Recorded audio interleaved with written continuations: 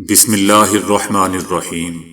السلام علیکم دوستو، دنیا بھر کی خبروں میں آج آپ سنیں گے، لیکن اس سے پہلے اگر ہو سکے تو لائک اور سبسکرائب کا بٹن ضرور دبا لیں۔ شکریہ۔ جیسا کہ دوستو ہم جانتے ہیں کہ ایران کے صدر ڈاکٹر مسعود نے پاکستان اور سعودی عربیہ کے درمیان حال ہی میں ہونے والے دفاعی معاہدے کا خیر مقدم کیا ہے، اور ایران کے اس بیان کو ایران اور سعودی عربیہ کے تعلقات کی تلخ تاریخ کے تناظر میں انتہائی اہمیت کا حامل قرار دیا جا رہا ہے۔ تاہم سعودی عربیہ اور ایران کے درمیان چائنا کی ثالثی میں دوبارہ قائم ہونے والے سفارتی تعلقات کے بعد دونوں ملکوں کے تعلقات میں بتدریج بہتری آ رہی ہے۔ حال ہی میں قطر میں اسرائیلی حملے کے بعد ہونے والے اسلامی ممالک کے اجلاس کے دوران بھی سعودی ولی عہد محمد بن سلمان اور ایرانی صدر ڈاکٹر مسعود کے درمیان ملاقات ہوئی تھی۔ ایرانی صدر ڈاکٹر مسعود نے سعودی عربیہ اور پاکستان کے درمیان دفاعی معاہدے کا خیر مقدم کرتے ہوئے کہا تھا کہ یہ قدم خطے میں ایک سیکیورٹی کے نظام اور مسلمان ممالک کے درمیان سیاسی، سیکیورٹی اور دفاعی شعبوں میں تعاون کی ابھی ابتدا ہے۔ ان کا یہ بھی کہنا تھا کہ سیکیورٹی کو طاقت کے استعمال سے یقینی نہیں بنایا جا سکتا، بلکہ اس کے لیے اعتماد کی بحالی، علاقائی رابطوں کو بڑھانا اور کثیر الجہتی اتحاد کی ضرورت ہوتی ہے۔ ڈاکٹر مسعود نے جنرل اسمبلی میں بھی خطاب کرتے ہوئے کہا تھا کہ میرے ملک کو بدترین جارحیت کا نشانہ بنایا گیا اسرائیل کی طرف سے، اور اسرائیلی حملے سفارتکاری کو سنگین دھوکہ دینے کے مترادف تھے۔ اسرائیلی جارحیت ایران میں بچوں اور سائنسدانوں کی شہادت کی ذمہ دار ہے۔ سعودی عربیہ اور پاکستان کے معاہدے کے بعد پاکستان نے کہا تھا کہ خطے کے مزید ممالک بھی پاکستان کے ساتھ دفاعی معاہدے کے خواہش مند ہیں۔ پاکستان کے نائب وزیر اعظم اسحاق ڈار نے کسی ملک کا نام تو نہیں لیا تھا، تاہم سعودی عربیہ اور پاکستان کے درمیان معاہدے کے فوری بعد وزیر دفاع خواجہ آصف نے ایک انٹرویو میں کہا تھا کہ یہ ممکن ہے کہ اگر خلیج تعاون کونسل میں شامل کوئی بھی ملک کوئی اشارہ دیتا ہے تو اس سے سعودی عربیہ کی طرح باہمی معاہدہ کیا جا سکتا ہے۔ ہم باقی ممالک کو بھی اس میں شامل کرنے پر غور کر رہے ہیں۔ یاد رہے دوستو کہ اسرائیل کے گریٹر اسرائیل عزائم نے خطے کے تمام مسلمان ملکوں کو ایک دوسرے کے قریب کر دیا ہے۔ پاکستان اور انڈیا کے درمیان مئی میں ہونے والی لڑائی نے خطے میں پاکستان کی دفاعی طاقت کا لوہا منوایا تھا، اور یہی وجہ ہے کہ ایران کے صدر ڈاکٹر مسعود نے ایک انٹرنیشنل فورم پر پاکستان اور سعودی عربیہ کے درمیان ہونے والی دفاعی معاہدے کو سراہا ہے۔ بلکہ اب بتایا جا رہا ہے کہ ایران سمیت مشرق وسطیٰ کے بہت سے ممالک اس دفاعی معاہدے میں شامل ہونے کے خواہش مند ہیں، تاکہ سب ایک ہی پلیٹ فارم پر جمع ہو جائیں۔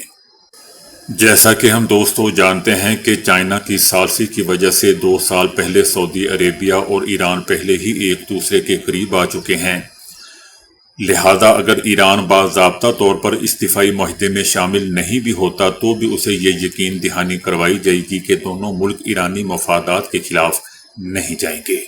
اور سب سے حیرت انگیز دوستو بات یہ ہے کہ پاکستان اور سعودی عربیہ کے درمیان دفاعی معاہدے پر امریکہ کی خاموشی معنی خیز ہے۔ ہو سکتا ہے کہ امریکہ کو اس معاہدے پر کوئی اعتراض نہ ہو، کیونکہ سعودی عربیہ اور پاکستان کے امریکہ کے ساتھ اچھے تعلقات ہیں، لیکن اگر ایران کو اس میں شامل کیا جاتا ہے تو پھر امریکہ اس کی مخالفت کر سکتا ہے۔ اور یاد رہے دوستو کہ یہ دفاعی معاہدہ 2 مسلمان ممالک کے درمیان پہلا اس نوعیت کا دفاعی معاہدہ ہے۔ جیسا نیٹو کے کسی ملک پر حملہ کیا جائے گا تو اسے تمام ملک جو 30 نیٹو کے ممالک ہیں ان پر حملہ تصور ہوگا۔ یہ اسی نوعیت کا دفاعی معاہدہ ہے، اور ہو سکتا ہے کہ دوستو بلکہ مجھے تو یقین ہے کہ آنے والے وقت میں اور ملک بھی اس میں شامل ہوں گے، اور یہ تمام ملکوں کے لیے بہتر ہے کہ وہ بھی نیٹو کی طرز کا کوئی اتحاد بنا سکیں۔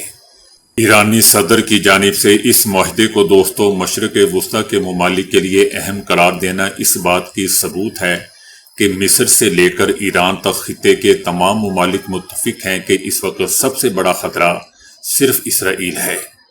ہاں البتہ امریکہ اور اسرائیل کو یہ خدشہ لاحق ہو سکتا ہے کہ کہیں ایران پاکستان کے جوہری پروگرام سے استفادہ نہ کر لے۔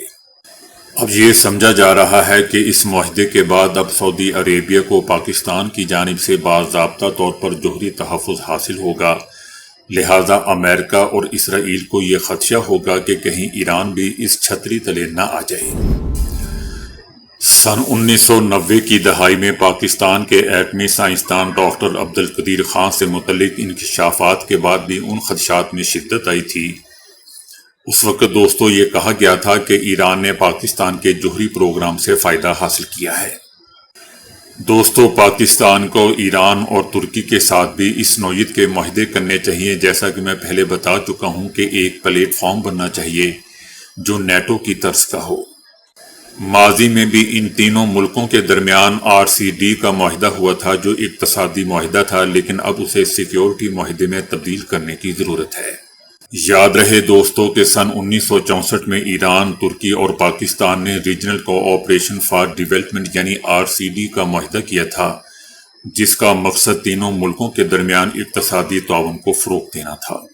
پاکستان دوستو بار بار یہ کہتا رہا ہے کہ وہ کسی کیمپ کا حصہ نہیں بنے گا، اب اسے یعنی پاکستان کو یہ پالیسی ترک کر کے کسی کیمپ کی سیاست کرنا ہوگی، کیونکہ اب عالمی سطح پر کیمپوں کی سیاست ہو رہی ہے اور ملکوں کے درمیان نئی صف بندیاں اور معاہدے ہو رہے ہیں، لہذا پاکستان بھی اب سعودی عربیہ کے ساتھ معاہدہ کر کے اس کی ابتدا کر چکا ہے۔ سعودی عربیہ اور ایران کے تعلقات کی نوعیت دوستوں پیچیدہ رہی ہے اور کئی دہائیوں تک دونوں ملکوں کے درمیان دشمنی چلی آ رہی تھی۔ سن 2016 میں سعودی عربیہ نے ایران میں اپنے سفارتخانے پر ہونے والے حملے کے بعد ایران سے تعلقات منقطع کر لیے تھے۔ یہ حملہ ایسے وقت میں ہوا تھا جب سعودی عربیہ میں شیعہ عالم کو پھانسی دینے پر ایران کی جانب سے شدید رد عمل دیا گیا تھا۔ اس کے بعد دونوں ملکوں کے درمیان 7 سال تک تعلقات کشیدہ رہے تھے، اور جیسا کہ ہم جانتے ہیں کہ ایران یمن میں حوثی باغیوں کی حمایت کرتا رہا ہے جو سعودی عربیہ پر حملے کرتے ہیں، لیکن مارچ 2023 میں چائنا کی ثالثی میں ایران اور سعودی عربیہ کے درمیان سفارتی تعلقات بحال ہو گئے تھے۔ سن 2023 میں تعلقات کی بحالی کے بعد دونوں ملکوں کے درمیان وفود کی سطح پر بات چیت کا سلسلہ بھی جاری رہا تھا۔ اسرائیل اور امریکہ کے ایران کی جوہری تنصیبات پر حملوں پر بھی سعودی عربیہ نے کھل کر مذمت کی تھی اور شدید مذمت کی تھی۔ مبصرین اور تجزیہ کاروں کا کہنا ہے کہ ایرانی صدر کا پاکستان سعودی عربیہ دفاعی معاہدے کا خیر مقدم ان لوگوں کے لیے صدمہ ضرور ہوگا جو اب بھی ایران اور پاکستان کے درمیان دوریاں ڈالنے کی کوشش کر رہے ہیں، لیکن ایران اس معاہدے کی اہمیت کو بخوبی سمجھتا ہے۔ ایران ویسے بھی ایسے وقت میں تنہا نہیں رہنا چاہتا جب پہلے ہی اسے مغربی پابندیوں کا سامنا ہے، لہذا علاقائی تعاون کے کسی سمجھوتے کا خیر مقدم کر کے ایران نے سمجھداری کا ثبوت دیا ہے۔ بھارتی وزیر اعظم نریندر مودی کی روس نواز پالیسیوں نے دوستوں بھارتی نوجوانوں کو غیر ملکی جنگ کا ایندھن بنا دیا ہے۔ روس یوکرین جنگ میں پھنسے بھارتی نوجوانوں نے الزام عائد کیا ہے کہ انہیں جھوٹی نوکریوں کے بہانے روس لے جایا گیا اور وہاں بغیر کسی فوجی تربیت کے زبردستی جنگ کے محاذ پر دھکیل دیا گیا۔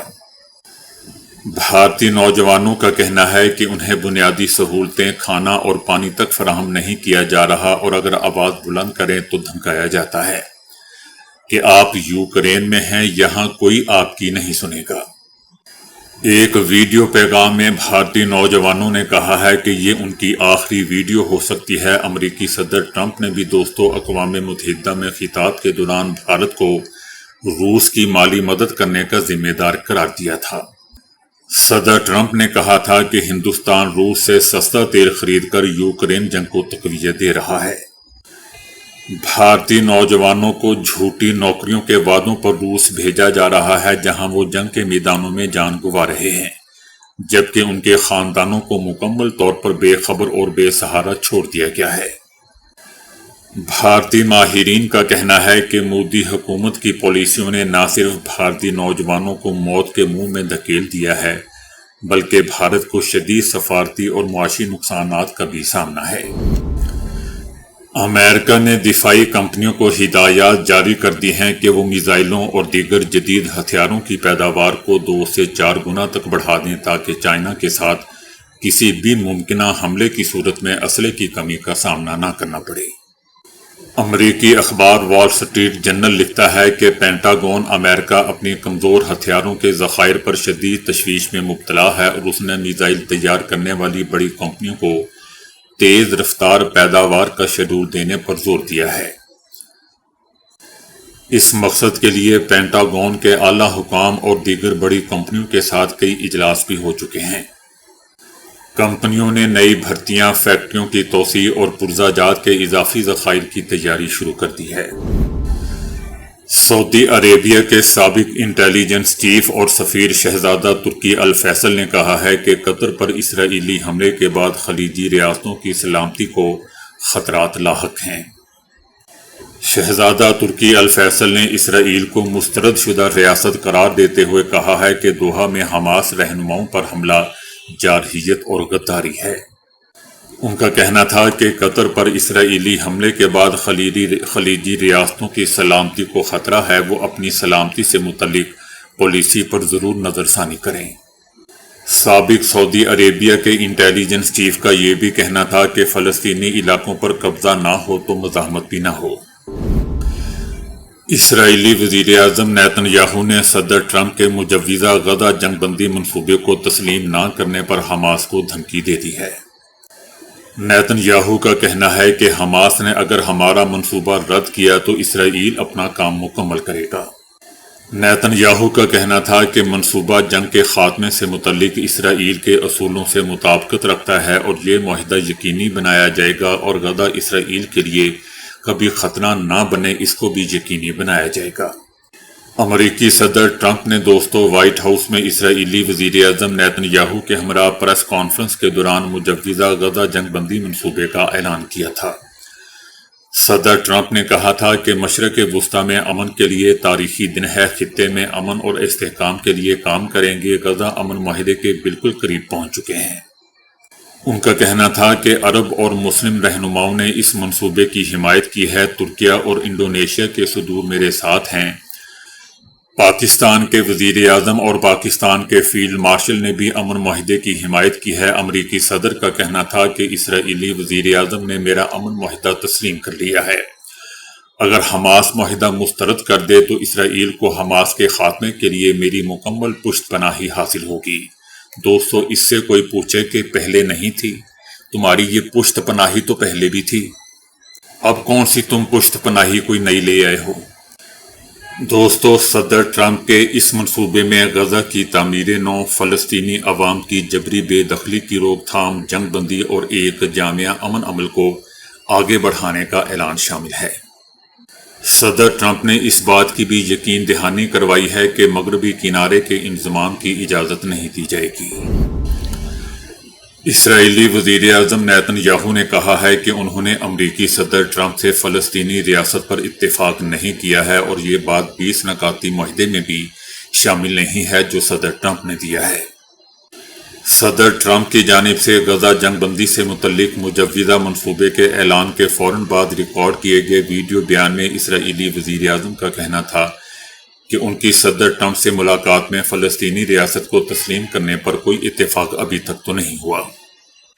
اسرائیلی وزیر اعظم نے اپنے اس ویڈیو پیغام میں ان ناقدین کو بھی نشانہ بنایا جو ان پر دباؤ ڈال رہے ہیں کہ وہ اسرائیلی ڈیفنس فورسز کو غزہ سے واپس بلائیں۔ نیتن یاہو نے ناقدین کا نام لیے بغیر کہا کہ وہ بار بار کہتے ہیں کہ آپ کو حماس کی شرائط ماننی ہوگی۔ اسرائیلی فوج کو باہر نکلنا چاہیے اور حماس غزہ کی پٹی کو دوبارہ تعمیر کر سکتی ہے۔ تاہم میں واضح کر دوں کہ ایسا ہرگز نہیں ہونے والا اور اسرائیلی فوج غزہ کے بیشتر حصوں میں موجود ہی رہے گی۔ صدر ٹرمپ نے مجوزہ غزہ جنگ بندی منصوبہ پیش کرتے ہوئے کہا تھا کہ اسرائیلی وزیر اعظم نیتن یاہو غزہ تنازع کے خاتمے کے معاہدے پر متفق ہونے کے انتہائی قریب ہیں۔ صدر ٹرمپ نے وزیر اعظم شہباز شریف اور army chief field marshal Asim Munir کا منصوبے کی حمایت پر شکریہ ادا کیا تھا۔ افغانستان بھر میں اچانک بڑے پیمانے پر کمیونیکیشن اور انٹرنیٹ سروسز معطل کر دی گئی ہیں، جس سے شہری رابطے بری طرح متاثر ہو رہے ہیں۔ اس وقت افغانستان میں ٹیلی کام سروسز صرف 14% کام کر رہی ہیں اور یہ صورتحال جان بوجھ کر رابطے منقطع کیے ہیں۔ یاد رہے دوستو کہ طالبان حکام نے اس مہینے کے آغاز میں اپنے سپریم لیڈر ہیبت اللہ کے حکم پر کئی صوبوں میں فائبر آپٹیکل انٹرنیٹ پر پابندی لگائی تھی۔ حکومت کا موقف تھا کہ یہ اقدام غیر اخلاقی سرگرمیوں کو روکنے کے لیے کیا گیا ہے۔ افغانستان کے کئی صوبوں میں تیز رفتار انٹرنیٹ مکمل طور پر بند ہے، جبکہ دیگر علاقوں میں سروسز انتہائی سست اور غیر یقینی ہے۔ یہ اقدام ایسے وقت میں سامنے آیا ہے جب 2024 میں کابل حکومت نے ملک کو دنیا سے جوڑنے اور غربت کم کرنے کے لیے فائبر آپٹیکل نیٹ ورک کو اپنی ترجیحات میں شامل کیا تھا، اور اب اچانک اس کو بند کر دیا گیا ہے۔ دنیا کے عالمی رہنماؤں نے کہا ہے کہ برطانوی سابق وزیر اعظم ٹونی بلیر کو مشرق وسطی میں کسی امن منصوبے کا حصہ بنانے کی بجائے جنگی جرائم پر مقدمے کا سامنا کرنا چاہیے۔ ٹونی بلیر کا کردار صرف ایک ملزم کے طور پر ہونا چاہیے، کیونکہ عراق جنگ نے لاکھوں زندگیاں تباہ کی۔